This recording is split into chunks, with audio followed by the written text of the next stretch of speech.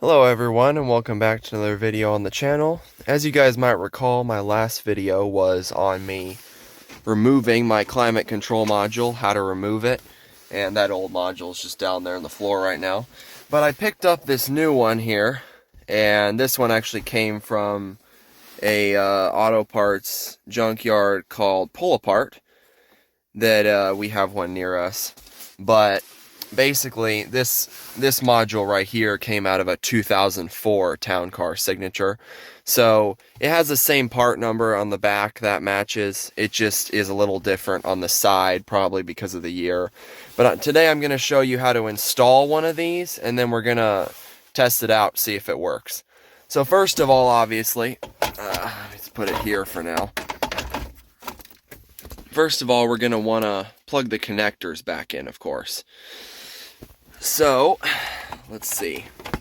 So first, actually, I'm just going to plug it in with the thing right here, and we'll test it out. And then I'll redo it and put it under there. It's hard to hold the camera and do this. Let me try. Or maybe we'll just do it underneath the dash. That'll probably be easier anyways. Okay. Got it there. So it's just two big connectors. Kind of just slide into the back. Push it in until you hear the click. Let's do the other one. Kind of just go side by side there. Alright, both the connectors are in now. Oh, this is a piece of junk. You know what, let's just push it up here into the dash.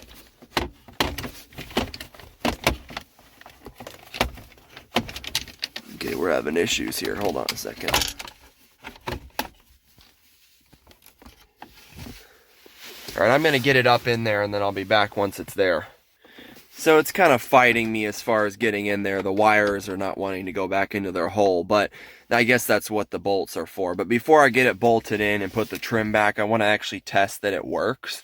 So I'm going to go ahead and go reconnect the battery, and I'll be back once that's done, and we'll test it out. Alright everyone, so as you can see, the battery is reconnected. We have, not sure why the check engine light's flashing, but let's redo that. We have the, everything's on, the ignition's on. And as you can see here, when I press this, it comes on. Let's go ahead and turn it up to 90. Obviously there's something going on with the blend door, so it's, well, I don't know if it's the blend door, but it's shooting air at my feet. It takes it a moment to switch. But as you can see, it is working. Now, the question is, I'm not sure how long it's going to continue working, because the problem that happened before was it would just glitch randomly and turn off or press different buttons, and it was making the blend door go crazy too. So I don't know. I'll have to drive the car a bit and then see if it still keeps working. I'm hoping it does. But for now, it is doing a lot better than the old one did. So yeah, that did work. I'm going to turn it off now, get the ignition off, and then basically to put it back in, which I'm going to need two hands for this, but just to demonstrate if I can get this thing to stay there.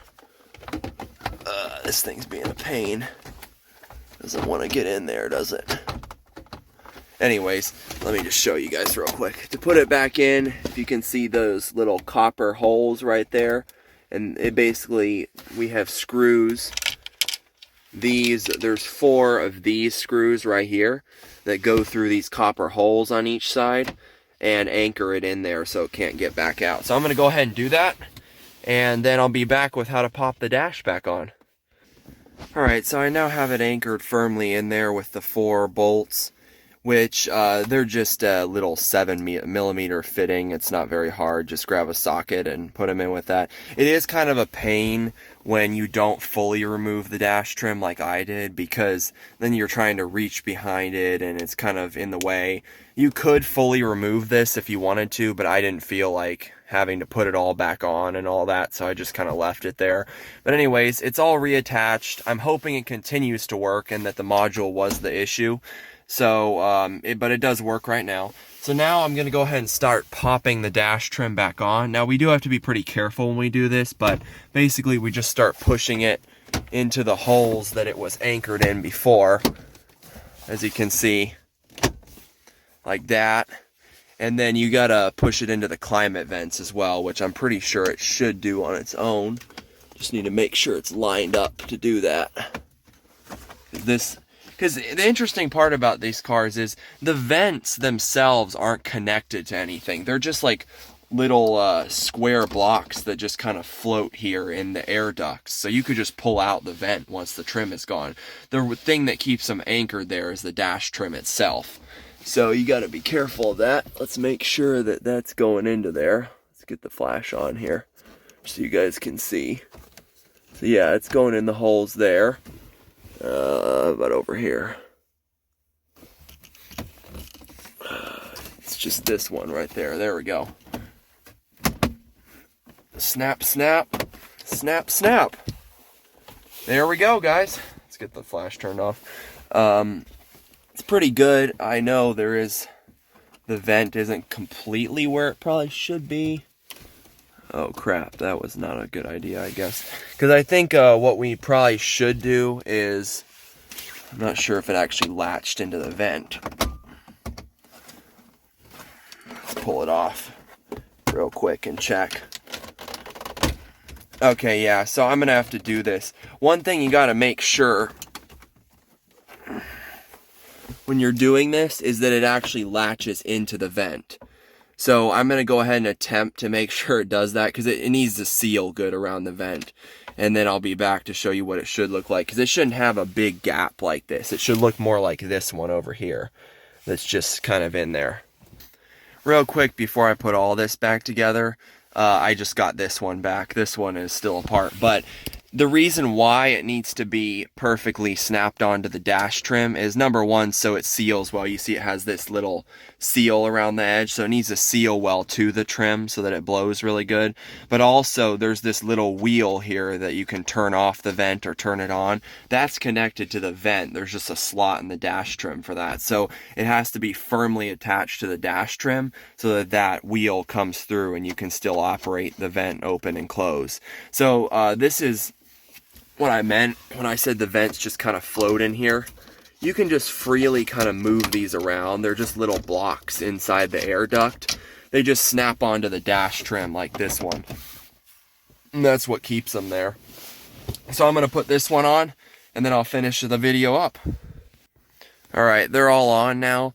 The only reason I actually took the vents off is because it was easier to maneuver the dash trim without the vents attached, so I detached those and left them in the air ducts. But once those are on, it's actually really simple. You just grab the vent, since it's not attached to anything behind it. You just grab it and push it onto the plastic connectors that attach it to the dash plate. Then once you're done, you can just make sure they're aligned with the ducts, of course, and then you can just start pushing on where it should attach. I think I got it all on. That's pretty well aligned over there. Alright, so once it's all snapped on with the plastic clips, the last thing you're going to need to do is put in the 2 bolts that go in these holes right here and anchor the dash trim on. And they're basically the same, well, not basically, they are the exact same bolts that you use to hold in the climate control module, just little 7mm. So I'm going to go ahead and do that, and then I'll show you what it's like with the bolts on. Alright, so we have those little bolts in now, as you can see. There and there.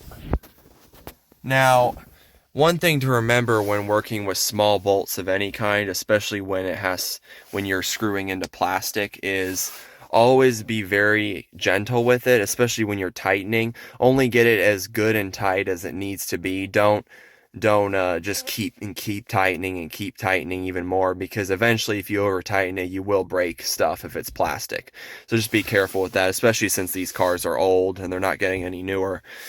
So anyways, that's how to get the dash trim off and replace the climate control module here. I would recommend, if you're not a master mechanic like me, that you try to do it leaving the dash trim on just by loosening it a bit like I did. because you can get around it. Like you can put this underneath it to put one in, or over it or something like that. And if you're doing the radio or clock, same thing goes for that. Now, if you really want to get into it, you can remove the whole thing. The only reason I didn't want to is because there's all these like wiring connections to it for the buttons, or the airbag light, or these buttons, or this, or the headlight switch, that you would all have to disconnect them all if you wanted to completely remove this. And I just would rather not, because, you know, less stuff to remember. Like, what if you forget what connectors go to what? That wouldn't be very good. So I would recommend just doing it with everything still connected if you can. If not, then just make a mental note of what connects to what, I guess. But anyways, that's how to do that. And let's go ahead and start her up. There we go. Hasn't been started in a while, but still purrs just fine. And then if we get the radio, still works, of course. Get the climate control going. I hope she continues to work, because this was a very simple fix if it was this. So yeah, that's how to replace the Lincoln Town Car climate control module. I know there's not a ton of videos for this online, because in these cars it's more often the blend door that goes bad than the climate control module. But so I'm glad I was able to share this with everybody, because it's always good to learn about this kind of stuff. And so yeah, if your climate control does go bad, just head to the junkyard and find a new one. I mean, these cars are pretty easy to find in junkyards, so it's not a big deal. And like I mentioned, this climate control module right here was out of a 2004. So I think the same modules are all compatible from 2003 to 2011, this newest body style. The ones before, they used a different kind, but it doesn't matter the year if it's from 03 to 11. So I'm just going to do a quick diagnostic check, just to see if there's any codes anymore. Oh. I'm going to try to do this. I think it's off. Feet. There we go. I'm going to have it run a diagnostic check, just to see if we can find any codes now that we got the new module in.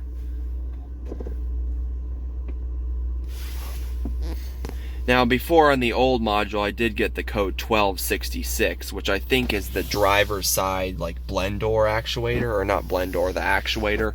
So let's see if we get that again, or if it was just a faulty code from the old module. See? No codes now, which is telling me that the old module was indeed faulty, because this is the screen you get if you get no codes. It just shows you every single, it just lights up the whole thing, and then let's turn it off. But the other one was giving me code 1266, which we can turn off the car. We don't need that running. But it was giving me 1266, which is for the driver's side actuator, I believe. But I didn't really trust that one, because, like I said, one day as I was driving home, it just started flashing every single light on the panel, like all of these, all of these, all of these, and was just displaying about like 5 or 6 codes on the screen. Completely failed and glitched. So I think it was probably that module that was being faulty, because now it's not even giving me any codes when I do a diagnostic check. So that's a good sign. Also, on the same drive home, the blend door behind all this was clicking like crazy. So I'm also guessing that that faulty module was sending bad instructions to the blend door, and it was just going crazy. So anyways, I will update you guys if for some reason it does break again, but I do have good hopes that this is going to work now. So yeah, if your car has issues, just go to a junkyard and find parts if you can do it yourself, because it's really cheap. I mean, I only paid like $23 for this used climate control module, which, granted, you are taking a risk when you buy used parts, especially electronics that haven't been tested, but it's worth it. And I mean, junkyards will usually let you bring the part back for in-store credit if it's broken. So yeah, just head to a junkyard and you can get stuff a lot cheaper. Like, online, these things were going for like $65 pre-owned. Granted, they are certified online, but they're going for $65. So I paid about $32 less by not buying it online. So if you're comfortable with working on your own stuff, this is a good way. Anyways, guys, I'm rambling. This video has gone on for too long, but thank you all for watching. I hope this has helped, especially since there's not a ton of videos on how to do this on YouTube.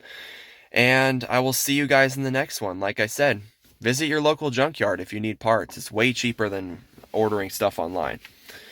Anyways, don't forget to subscribe to the channel, like this video, and I'll see you in the next one.